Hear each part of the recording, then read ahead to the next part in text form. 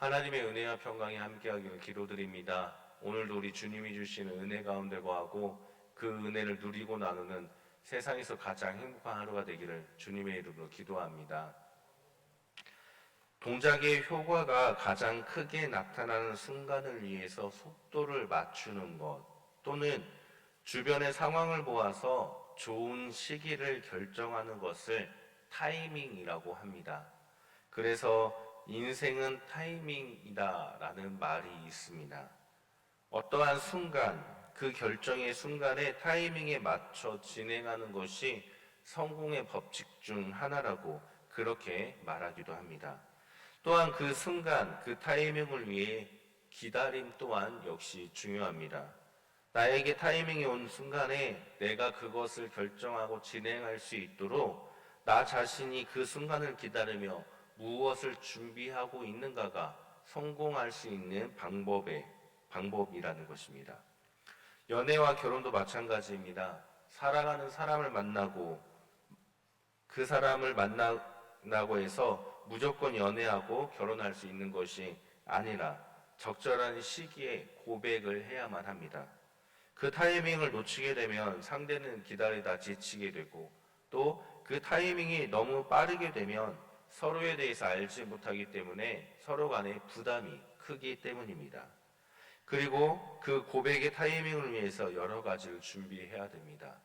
옛날 분들은 그냥 결혼하자 하면 그것으로 고백이 됐지만 제가 결혼할 때만 해도 그냥 결혼하자라고 하면 안 되고 여러 가지를 준비해야 된다라고 많은 사람들이 조언을 해줬습니다. 그래서 그 프로포즈하는 타이밍을 위해 꽃길도 만들고 노래도 만들고 반지도 준비하고 그러한 준비하는 것이 있어야만 프로포즈에 성공할 수 있다라는 결혼하신 선배들의 조언 또한 있었습니다. 그 타이밍을 잘 잡은 사람만이 연애하고 결혼에 성공할 수가 있다라는 겁니다. 하나님께 쓰임 받는 것도 기다림과 타이밍이 중요합니다. 우리가 잘 알고 있는 사도 바울은 예수님의 음성을 듣고 회심을 한 후 예수 그리스도를 전하게 됩니다. 그러나 많은 사람들에 의해서 쫓겨나게 됩니다. 유대교회에서는 배신자라고, 기독교회에서는 핍박을 했던 사람이라고 사도 바울을 어느 쪽에서도 받아들이지 않고 쫓아내게 됩니다. 그로 인해 바울은 아라비아 사막에서 3년 정도를 준비하게 됩니다. 자신이 예수 그리스도를 전할 그때를 기다리며 그 시간을 쓰임받기 위해서 준비하였고 그 후에 하나님께 쓰임받는 그 타이밍에 맞춰서 복음을 전하는 자가 되었던 것입니다. 이렇듯 신학생활도 기다림과 타이밍이 중요합니다. 우리가 하나님께 쓰임받기 위해 준비하며 기다리는 그 시간과 하나님께 선택받아 쓰임받는 그 타이밍을 우리는 결코 놓쳐서는 안 된다라는 겁니다. 오늘 본문의 느헤미야 역시 하나님께 쓰임받기 위한 기다림과 쓰임받는 그 타이밍을 놓치지 않았습니다. 오늘 본문의 내용은 느헤미야가 이제 고국으로 돌아왔습니다. 3차 포로기한의 대표자로서 느헤미야는 고국에 돌아와 성벽을 재건하는 임무를 갖게 되었습니다. 성벽 재건은 결코 쉬운 일이 아닙니다.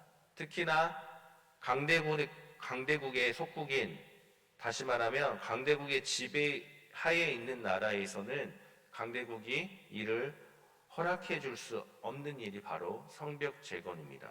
왜냐하면 성벽 재건은 단순히 성의 벽을 재건하는 것의 의미가 아니라 한 나라의 국방력을 상징하기 때문입니다. 성벽이 있으면 외세로부터 방어를 할 수 있기 때문에 그 나라의 국방력을 뜻하기 때문에 이스라엘처럼 나라의 주권이 없는 나라에서는 만들 수가 없는 일이었던 것입니다. 느헤미야가 성벽 재건을 할 때 많은 민족들의 방해를 받게 된 이유도 성벽을 재건하는 것이 국방력을 상징하기 때문이었습니다. 그러나 참 놀랍게도 느헤미야는 이러한 일을 해내게 됩니다. 하나님이 하신 것이죠. 하나님의 느헤미야를 통해서 놀랍게도 52일 만에 성벽을 재건하게 된 것입니다.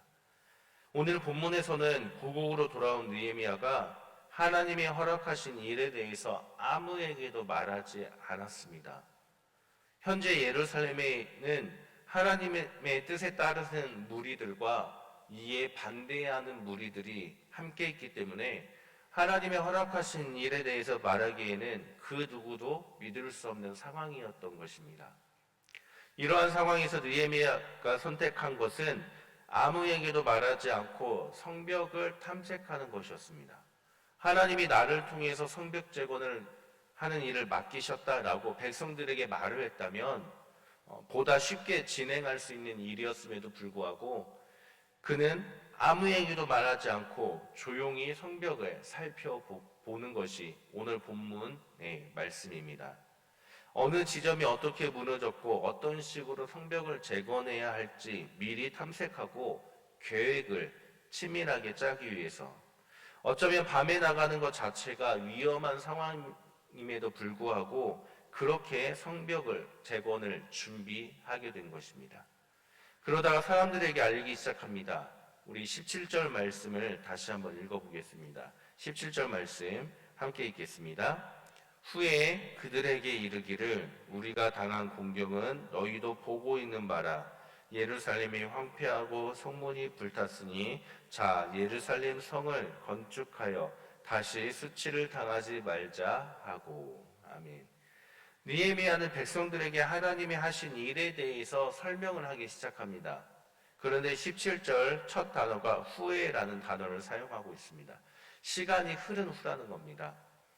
느헤미야가 성벽을 몰래 염탐하고 시간이 흐른 후에 이스라엘 백성들에게 적당한 그 시기, 타이밍에 맞춰서 하나님이 행하실 일에 대해서 말하고 있다라는 겁니다.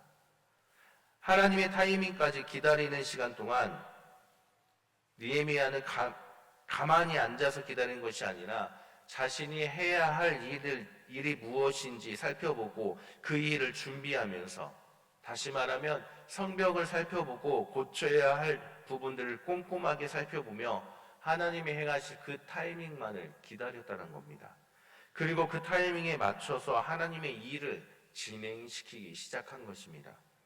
하나님의 선택한 타이밍, 그 순간은 사람을 통해서 일하지만 그 모든 것을 이끄시는 분이 바로 하나님임을 느헤미야는 알고 있었던 것입니다.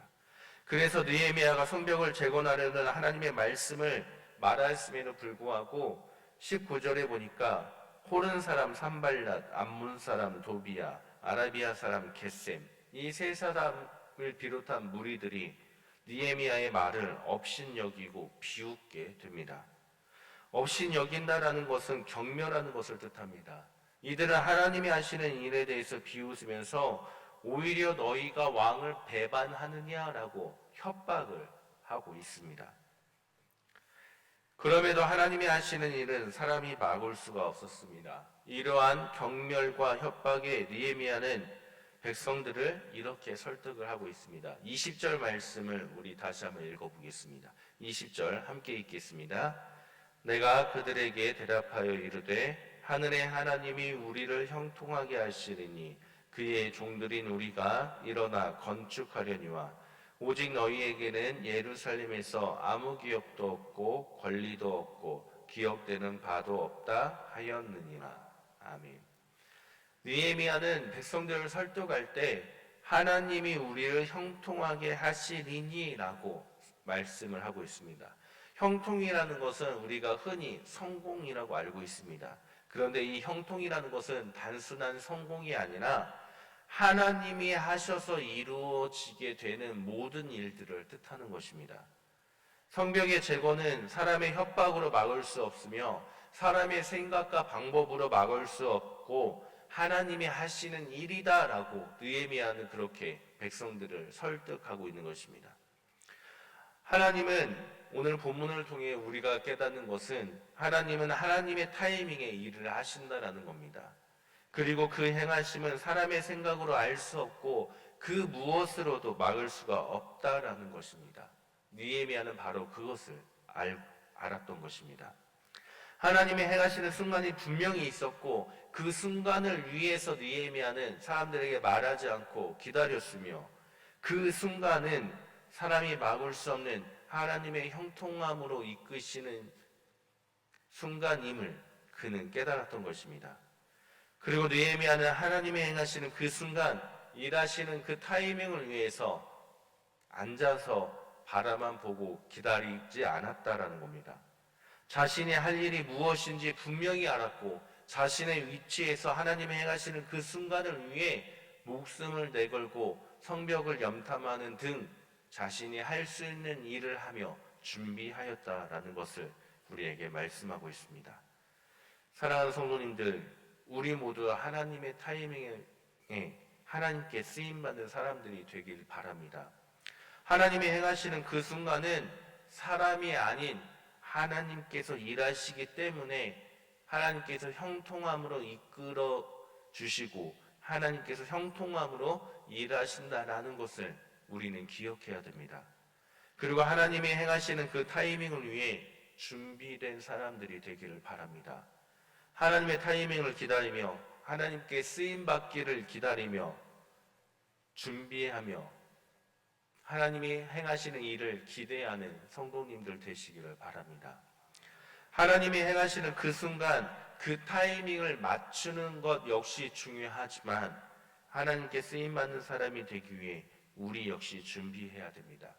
내가 쓰임받기 위해 여러모로 나를 준비해야 됩니다. 물론 말씀도 잘 듣고 성경 공부도 하고 그렇게 신앙적인 면은 당연한 것이고 그것뿐만 아니라 내가 할 수 있는 재능들 역시 준비해야만 되는 것입니다.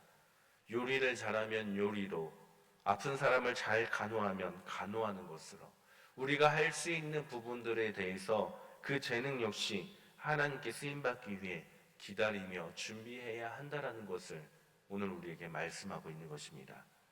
우리 남은 제1교회를 통해서 그리고 모든 성도님들을 통해 행하실 하나님의 놀라운 일들을 기대하면서 그 행하시는 타이밍을 기다리며 우리 모두 주님께 쓰임받을 수 있도록 준비된 교회와 성도님들 되시기를 주님의 이름으로 간절히 축원합니다.